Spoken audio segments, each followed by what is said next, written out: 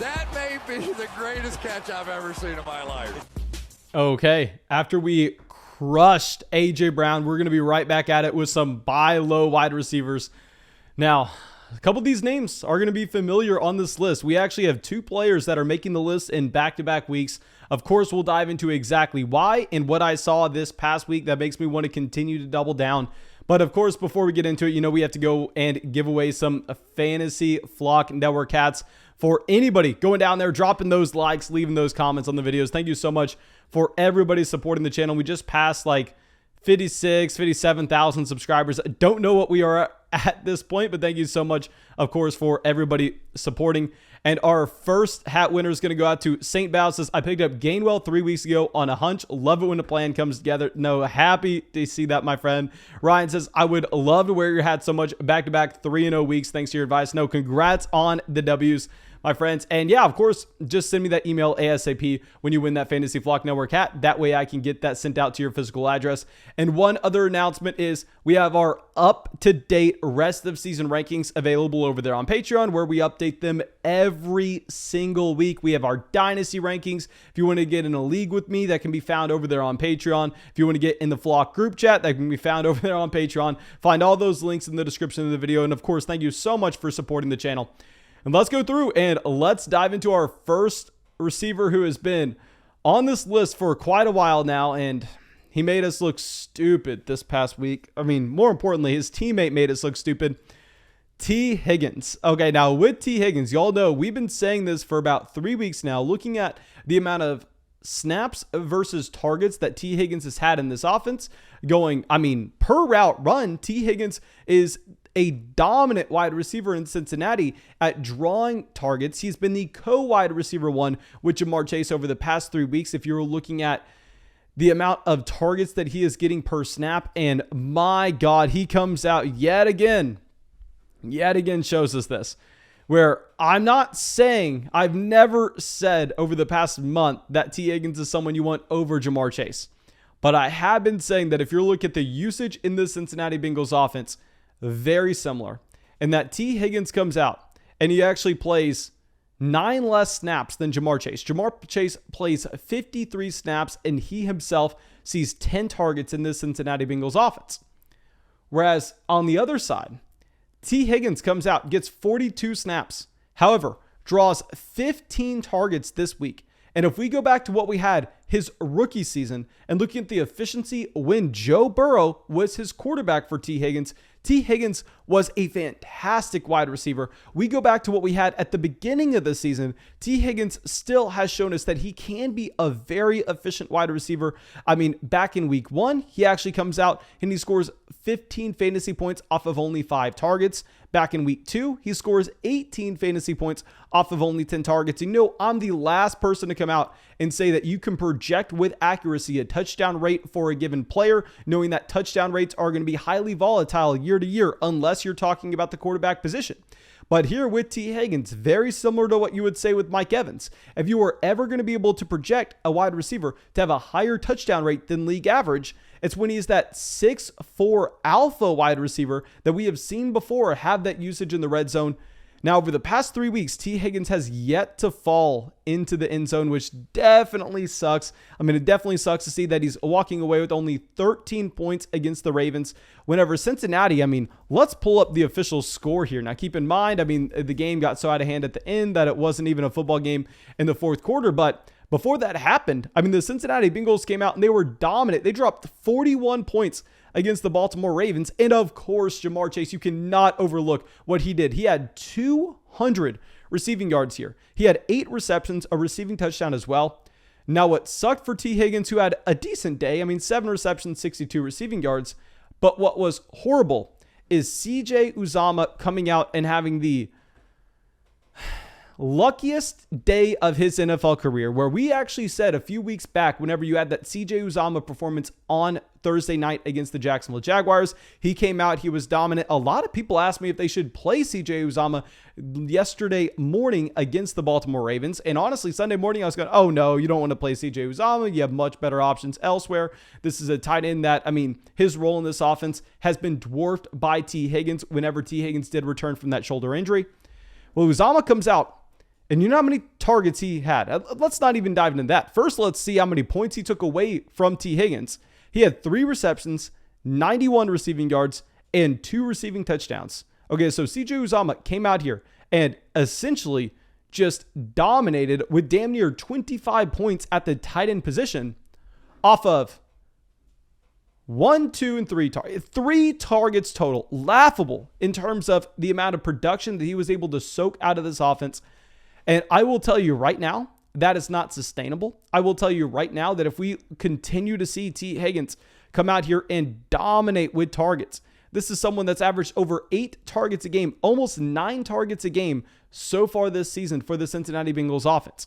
This is also someone that, back in week 5, dealing with that shoulder injury coming back, you can almost throw week 5 out of the equation. And then Tee Higgins is at 10 targets a game, that elite alpha wide receiver role. He's actually damn near neck and neck with Ja'Marr Chase in targets per game so far this season. And clearly we've already seen Ja'Marr Chase is a significantly better wide receiver than Tee Higgins. So you'd naturally assume Ja'Marr Chase will be more productive. But with the overall passing volume that you can find in Cincinnati, keep in mind, we were coming into the season and we were saying the Cincinnati Bengals offense was going to be significantly better than a lot of people were expecting. We were saying that this offensive line would be an improvement. We were saying that Ja'Marr Chase would be able to take the top over the defense and he would have to keep 2 safeties back, and it would just be a vastly superior unit given the Ja'Marr Chase speed that he adds as that vertical threat. Well, yeah, this offense significantly better. Tee Higgins, if you look at the underlying numbers, this is a wide receiver that I promise you're going to have elite production in the future. You have the Jets in week 8. I'm going to have Tee Higgins ranked as a top 24 wide receiver. And after Ja'Marr Chase, CJ Uzomah took everything this past week, I think you can get him at a much lower price point than that. Now let's go over to our next wide receiver, someone that we actually listed as a sell high candidate a long time ago. Had a lot of people mad at us, but now I think it's time to buy low. Brandin Cooks. Now, the reason we should be buying low on Brandin Cooks is he's the same exact wide receiver that he was at the beginning of the year. Y'all know I was saying to sell him after week 2. I was saying to sell him after week 3. Whenever Brandin Cooks was averaging 20 fantasy points a game. But a big thing that we were looking at is with Davis Mills coming over and taking over as the Houston Texans starting quarterback. Davis Mills, who we were projecting to be the worst starting quarterback in the NFL, and it wasn't even going to be close. That's something that we've said all season now.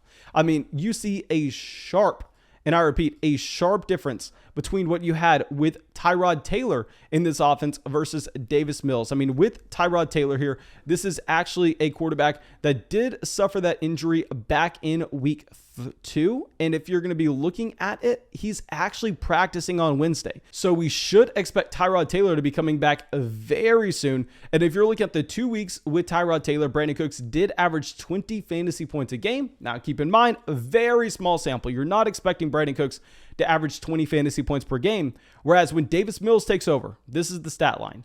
20 points, and we said he was a must-bench wide receiver because Davis Mills, clearly we got that 1 week wrong. But outside of that, 9 fantasy points, 5 fantasy points, 17 fantasy points, 7 fantasy points. Davis Mills just tanked this entire overall offense. Now that it looks like we're going to get Tyrod Taylor coming back maybe this week or next, I think it's about time to go through and trade for Brandin Cooks. Now, I definitely want to be a little hesitant. Do not go trade for him as soon as this video comes out. I would rather you most likely wait until week 9, because if you're looking at the matchup this week in particular, he will be going up against Jalen Ramsey and the Los Angeles Rams. Even if you have Tyrod Taylor back as the starting quarterback for the Houston Texans, I would be very surprised if Houston is able to push the ball down the field against the Rams. Let me actually look at the implied team total with what you actually have right now. It would probably be laughable given how dominant this Los Angeles Rams team is. Not only with what you have on the offensive side, but also on the defensive side of the ball. So if we're going to be trying to find this spread, I'm not going to lie, we're recording this very, very early on. So it's probably going to be hard to find. But nonetheless, no, they actually have right now the spread at 14.5 points, where the Rams are supposed to win by multiple touchdowns. So yeah, we're probably going to be avoiding Brandin Cooks for this week, but we want to be adding him to this list. That way you can put him on your watch list. That way you can set a reminder that next week, whenever we are going to be getting Brandin Cooks with Tyrod Taylor in a very plus matchup against the Miami Dolphins, that's when we're going to be trading for Brandin Cooks. Now our next wide receiver coming in, should play this week, Jerry Jeudy. I am expecting that Jerry Jeudy comes in. We've been saying this for the past couple weeks now.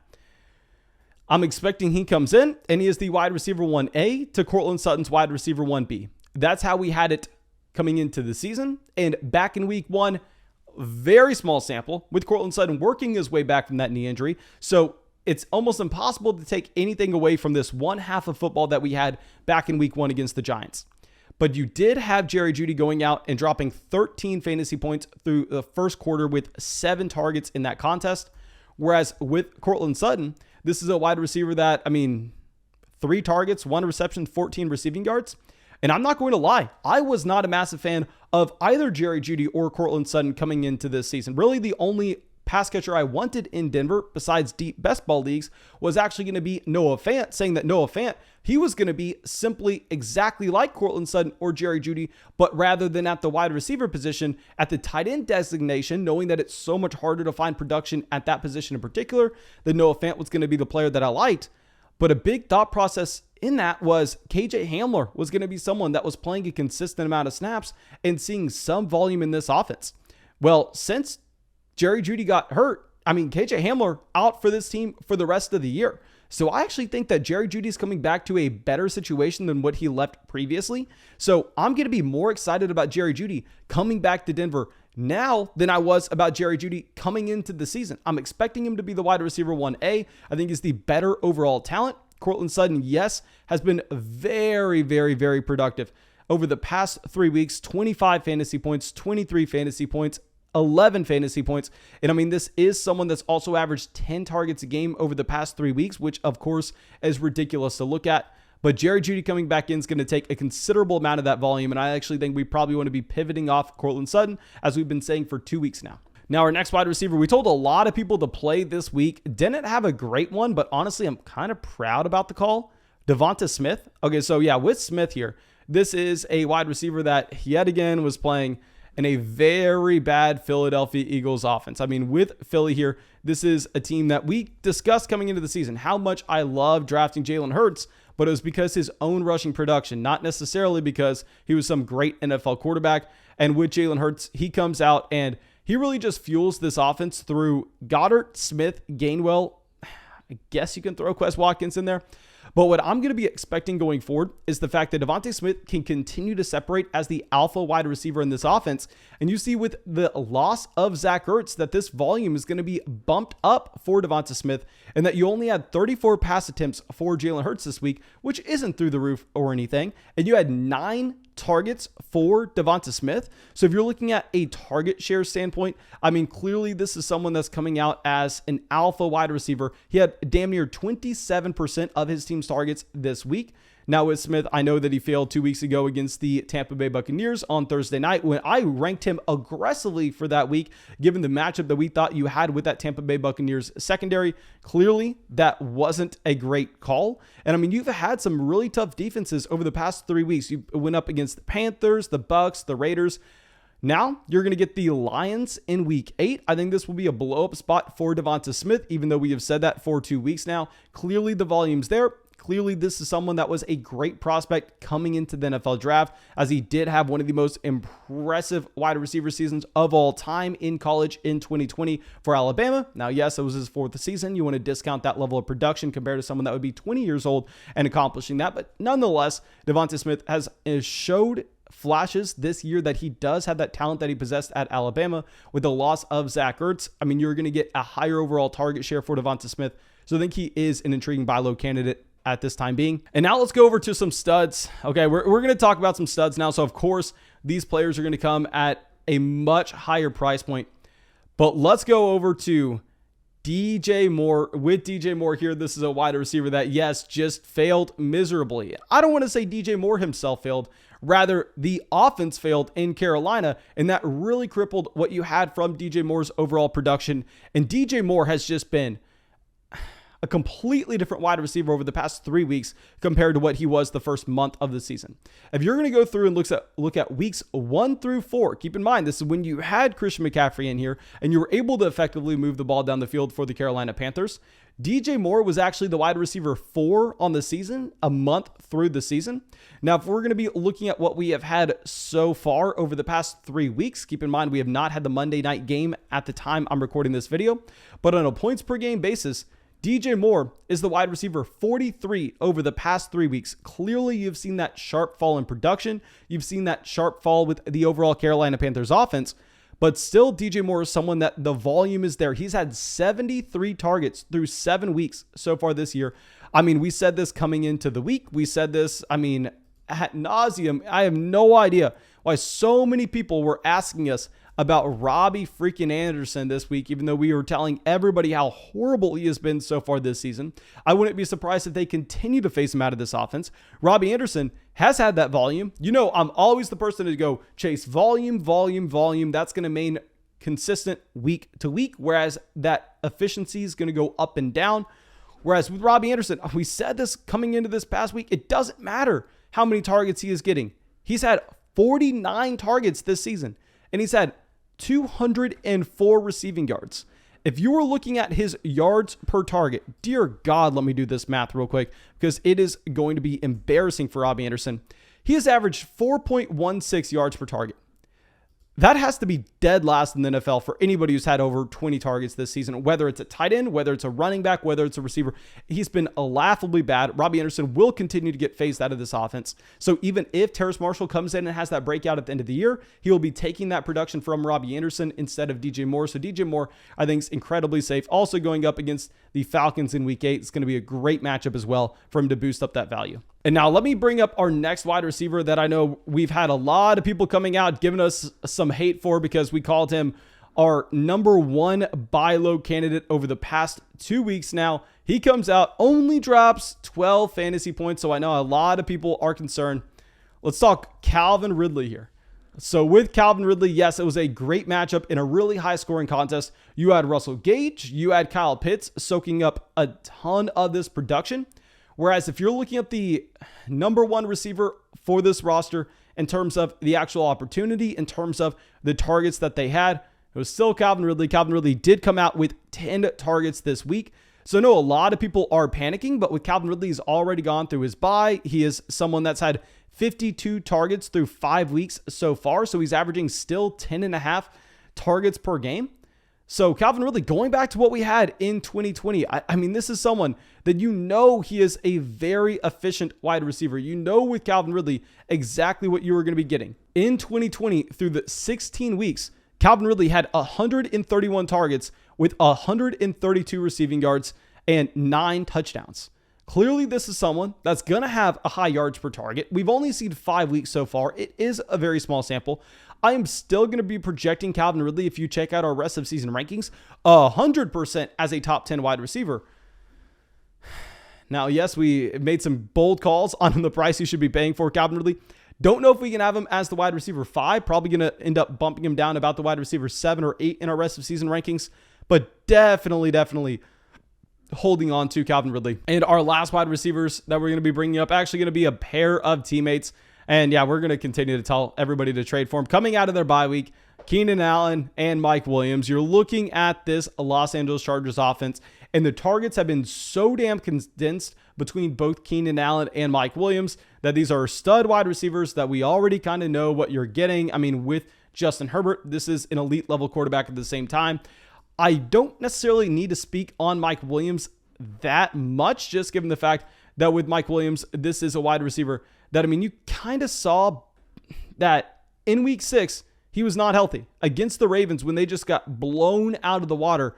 I mean, this was a receiver that was dealing with an injury that he almost didn't even play this game. He didn't practice a single day leading up into it, and he only played about half of the snaps. As soon as that game got blown out, they just went through and benched Mike Williams. So he's had the entire bye week to get healthy. Coming back in, he is a player that I think we're going to just be jamming in. So if you remove week 6 for Mike Williams, and you just look at the first 5 weeks of the season here, because those are the weeks that he has been healthy. He has one more dud game in there, but it doesn't really matter because when he was healthy through the first 5 weeks, Mike Williams was a top 10 wide receiver. I mean, Mike Williams, you had him all the way up at wide receiver 3. I mean, this is someone that's going to be that elite wide receiver 1 that you're wanting to chase. And with Keenan Allen, I know Keenan has been so damn disappointing this year, but still, at the end of the day, he's playing in a highly efficient offense. He is someone that's had damn near 10 targets a game as well. And this is someone that's only scored 1 touchdown through 58 targets so far. I promise you that touchdown rate's going to go up in this offense with the talent Keenan Allen is, even though he's not a massive touchdown scorer, given the fact that, his yard depth to catch ability isn't necessarily there. You should expect the touchdown rate to be significantly higher than 1 touchdown on every 58 targets. So I'm definitely going to be investing into both Keenan Allen and Mike Williams coming out of the bye week. And yeah, that's all I got for y'all. I really hope you enjoyed this video. Thank you so much for watching. Of course, go down there, drop that like, leave a comment, subscribe to the channel, and go check out our rest of season rankings on Patreon. Go get in a league with us on Patreon. Go check out our dynasty rankings. Go get in our group chat. Go support the channel. Go get a podcast breaking down your team. And yeah, that's all I got for you. Thank you so much for supporting, and have a great day.